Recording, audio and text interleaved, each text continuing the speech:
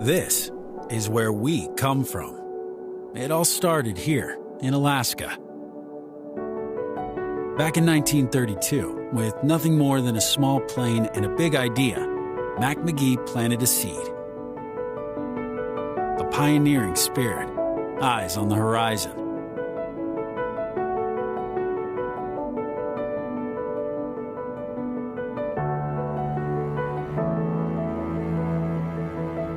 He set out on a journey, our journey. In those early years, our pilots would take you anywhere. They delivered a lifeline for Alaska's villages. Working in some of the most unforgiving conditions on the planet, we learned what matters. Keeping each other safe, doing what's right, being there for everyone who depends on us. This sense of service and being invested is the very core of who we are. Alaska's story isn't about routes or aircraft. It's a story about people. It's the way we care for our guests, our communities, and each other. During World War II, our airline grew, despite an employee shortage, because Americans were serving our country overseas. We were scrappy. We fought with the government over regulated routes, and our cash troubles resulted in pilots paying for fuel out of their own pockets. We helped rescue 48,000 Jews from Yemen during Operation Magic Carpet. While dodging gunfire, our people accomplished the missions without a single loss of life. As we entered the jet age, we made flying fun. We showed films on board. We played live music. We served tea from giant gold samovars. We danced, and the CEO himself served drinks. Flying was a rowdy affair. Alaskans loved it. While the 1960s were an amazing party for Alaska, the bill eventually came due. With the company near bankruptcy, a new leadership team of Ron Cosgrave and Bruce Kennedy took over in 1972 and founded the modern-day Alaska Airlines. Employees pulled together and built the foundation for reliable operations, outstanding customer service, and economic stability. A reputation that Alaska enjoys today. We were turning things around, and just in time for one of the biggest changes ever, the Airline Deregulation Act of 1978.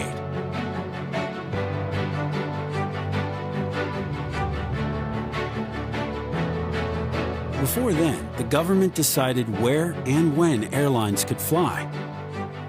Virtually all airlines fought deregulation, especially the big guys, because regulation provided them a protected stream of profits. But not Alaska. Alaska fought for deregulation because we knew it would bring better service and lower fares to our guests, and more opportunities for growth. One result of deregulation was the creation of Horizon Air in 1981. Horizon started by flying 2 turboprops between Seattle and both Pasco and Yakima. But Horizon grew quickly. Horizon acquired other airlines across the West, connecting more and more cities in Washington, Oregon, Idaho, and Montana, and into Canada. Horizon flew where the big airlines wouldn't. Alaska saw an opportunity for smart growth and acquired Horizon Air in 1986. A year later, we added Jet America and their hubs in the West. Bringing Horizon and Jet America helped shape the legendary customer service we're known for today.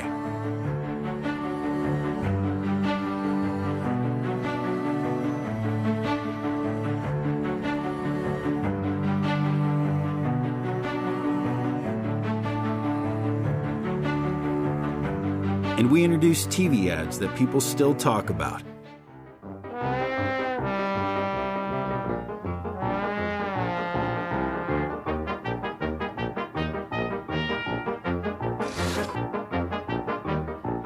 The 1990s brought a new challenge, the growing success of low-cost airlines. Southwest and others entered our markets. Once again, we were underdogs.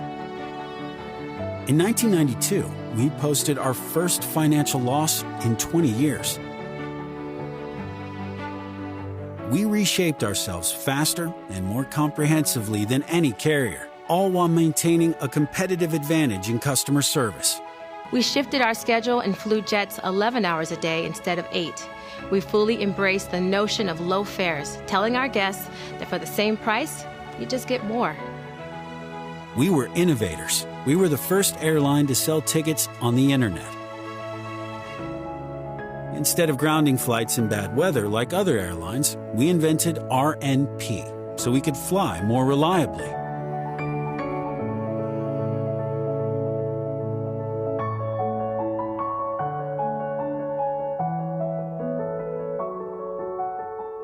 And just when it seemed like we were getting into high gear, we faced one of our darkest days. Good afternoon. We have just got confirmation that an Alaska Airlines flight has crashed into the ocean in California. Flight 261 crashed into the Pacific Ocean. A part called a jack screw failed. The horizontal stabilizer jammed, then broke free, causing the pilots to lose all pitch control. We lost 88 people that day. Of those lost, 12 were employees and 25 were our friends and family members traveling on buddy passes. We lost a big part of our family. On board were not just our guests, but many colleagues and family members returning from Puerto Vallarta. The accident shook us to our core. We knew that we owed it to those we lost to never let something like this happen again. The crash changed our safety culture. We empowered every employee to stop our operation. You hear that with Ready, Safe, Go. It's the commitment we make to keep our guests and one another safe. We found our footing and started moving forward. We needed to keep growing.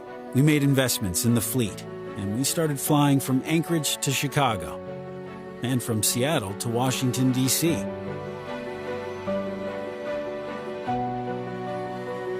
And then, September 11th hit. It's 8:52 here in New York. I'm Bryant Gumbel. We understand that there has been a plane crash on the southern tip of Manhattan. You're looking at the... The skies were quiet for 4 days. It was a pivotal moment for the world. It triggered a national recession. The airline industry lost almost $20 billion in 2 years. Customers, seemingly overnight, were unwilling to pay the high fares that the legacy airlines were charging and cemented the market share of low-cost carriers. Every legacy airline, including Alaska, had to restructure.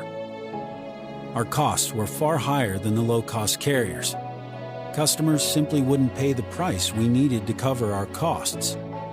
Without drastic changes, we'd face bankruptcy too. We were determined to control our own destiny. Passing our problems off to a bankruptcy judge just wasn't our way. In some of the most difficult choices ever made at Alaska, a number of work groups, including the Seattle ramp and Oakland heavy maintenance, were outsourced. A number of other positions were eliminated. After negotiating and failing to reach an agreement, we went to arbitration with our pilots, and their pay rates were reduced significantly. The difficult decisions saved the company, but not without collateral damage. Everyone felt the effects. Employee morale plummeted, and operational performance suffered. It would take everyone's hard work to turn things around, but coming together, we did just that. We got operations on track and became #1 for on-time performance. We started our winning streak of J.D. Power Awards.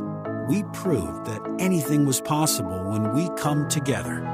And after all those years, there's only one pre-deregulation airline that hasn't filed bankruptcy: Alaska Airlines.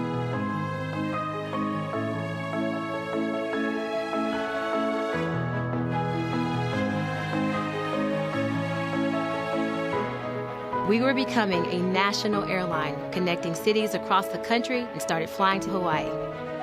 We kept growing. navigating through new challenges as the housing market collapsed and the Great Recession hit the country in 2008. We cut flying, but when the recession eased up, we were ready to grow. All through this time, despite everything, we grew further and faster than any other airline. From 1995 to 2015, we grew 7% per year, compared to just 1% for the industry. Our success in Seattle drew the attention of Delta Airlines. We had been partners with Delta and Northwest before them for almost 2 decades. They wanted us to go from being independent to becoming one of their regional feeder airlines. It would mean losing the direct relationship we have with our customers. We said thanks, but no thanks. Delta didn't take it lightly. They came into our turf, spending millions of dollars in advertising. They copied many parts of our playbook. We couldn't match their size, but we knew we could compete with what we do best, coming together and being the best airline around. And we fought hard for our hometown. We added 25 more destinations. We went bold and added signature touches. Power at every seat. We rewarded our loyal guests, made companion fare a household phrase, and added some star power. In the 5.5 years since Delta launched their growth in Seattle, we haven't lost a single point of market share. We needed to keep growing on our own and by joining forces with another airline, Virgin America. While we had been in California for 40 years, Virgin America would give us a much bigger presence, especially in San Francisco and Los Angeles. Bringing in Virgin America meant a lot of big changes all at once. We brought Airbus into our fleet. 2 established brands with unique styles had to come together. And it meant a lot of changes both personally and professionally for employees. But together, we knew we could do some big things. Integrating Virgin America into Alaska has challenged all of us. We decided to go fast and met major milestones much faster than other airlines, so we could be one team sooner and move forward together. Thanks to everyone, this work is moving forward on track. We all know the integration hasn't gone perfectly, but by bringing these 2 airlines together, Alaska is set up for decades of growth on the West Coast.